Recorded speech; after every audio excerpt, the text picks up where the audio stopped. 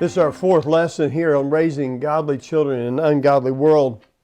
And I want to direct our attention for a moment here, and this may motivate you greatly to take the responsibility on.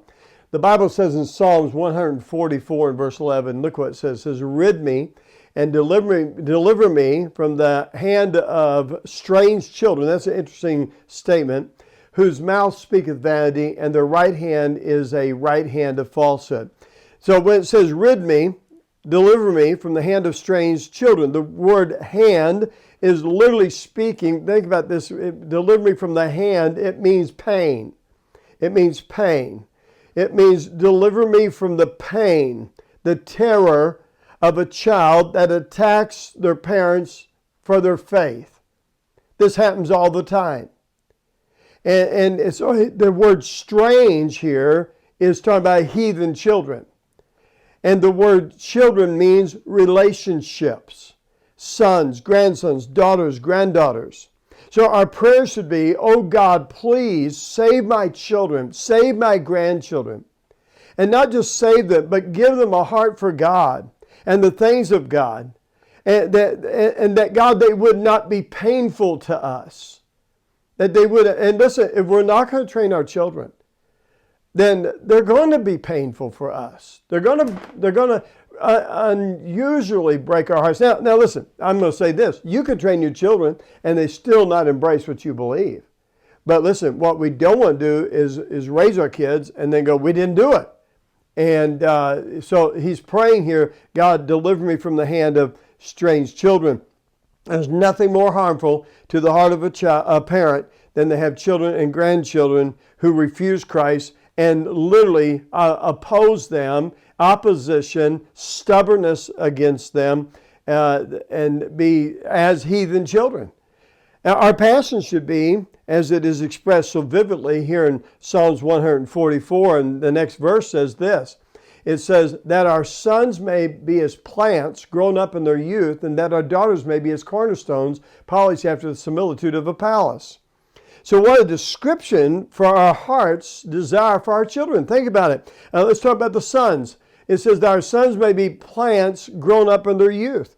Our sons would be what? Our sons would be trustworthy in their youth. They would be grown up in their youth. They would be it means in their juvenility, early in their years. It means that they are not foolish in their juvenile years. They have an element of maturity about them that those outside of Christ do not have. That ought to be so in the Christian life. Now listen, if your children are not like that, I'm not kicking you, but it's never too late to begin to pray and seek God and ask God to help your children grow up. And then, so he talks about our sons growing up in the youth, and then he talks about the daughters. He says that our daughters may be as cornerstones polished after the similitude of a palace. Our daughters may be cornerstones. Cornerstones means that they would be solid. They'd be bedrock, core, backbone, anchored, steadfast, and unmovable. And polished after the multitude of a palace means after the figure of a glorious temple or a palace. In other words, that they might radiate with the glory of God. And by the way, that won't be by accident. That is intentional parenting. Intentional parenting. I want to throw one more verse to you here. I wish I had more time on that. But the Bible says, "Except the Lord build the house, they labor in vain that build it." A house must be built. Did you notice that? A house must be built. And the word house is not speaking of a physical structure, but it's a definition of a family. A family is a process. It cannot be built by neglect. And it gives us two ways that a family can be built. And one is effective, the other one is disastrous, okay? Okay, there you see them right there in your scriptures. Except the Lord build the house. Okay, number one, God can build your house. Number two, they labor in vain that build it. So you can build it. You can build on humanism. You can build it on negligence. You can build it on lack of diligence. You can build it on a lack of intentional parenting. Or you can build a house in the Lord and labor in the Lord and do what's right with your kids in your home while you have them early. And I'm so thankful, though, as our kids get older and they choose the wrong path, we can pray them home.